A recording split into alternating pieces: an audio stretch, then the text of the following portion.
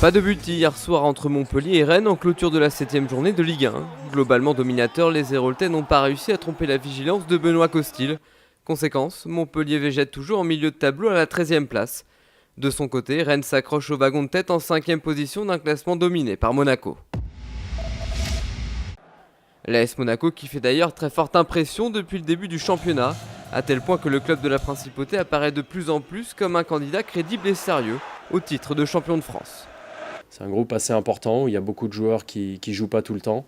Et probablement que l'attitude de tous ces joueurs, ceux qui jouent envers ceux qui ne jouent pas et inversement, fait en sorte que la mayonnaise prenne, au moins à ce niveau-là, parce que comme je vous l'ai dit, techniquement, il n'y a quand même que des très grands joueurs, donc je ne suis pas tout à fait surpris quand même. Pour Le Mans, en revanche, ça rigole beaucoup moins. En proie à de grosses difficultés financières, le club sartois passe devant le tribunal administratif de Nantes aujourd'hui. En attendant, les joueurs n'ont disputé aucune rencontre officielle cette saison. Le Lion est mort ce soir et Le Mans ignore si son club survivra dans la jungle du foot professionnel. Dans l'attente d'un verdict crucial pour son avenir, l'effectif continue de s'entraîner sous les ordres de Régis Benardo, père de Quentin, gardien de but de l'équipe de France des moins de 19 ans. S'entraîner sans jouer, une situation absurde mais qui crée des liens. On aborde les choses de façon complètement différente et il s'est passé, je pense, avec les joueurs certaines complicités que peut-être j'aurais pas eu avec eux, bien que je les connaisse depuis 2-3 ans. Et le message, il est assez bien passé sur le fait que de toute façon, pour leur bien, il fallait qu'ils continuent à s'entraîner.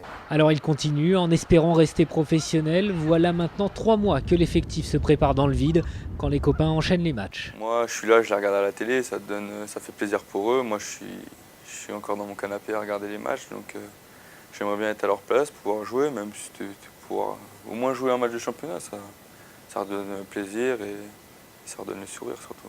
L'heure reste pourtant à la bonne humeur avant le verdict très attendu. Le club qui était encore en Ligue 1 il y a 3 ans pourrait devenir amateur et perdre ses meilleurs joueurs, surtout les plus prometteurs. C'est aujourd'hui que doit être connu le nom du nouveau président de l'Union cycliste internationale.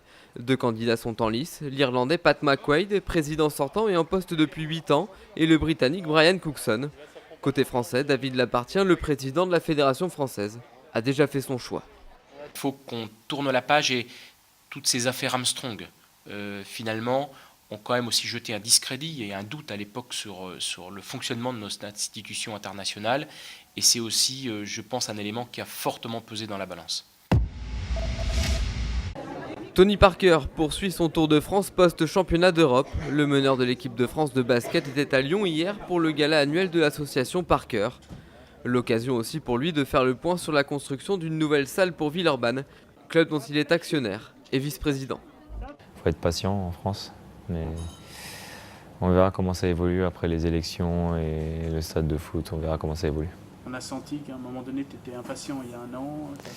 Ouais, bien sûr, mais je ne vais pas rester patient éternellement. C'est clair que moi, j'ai envie d'avancer.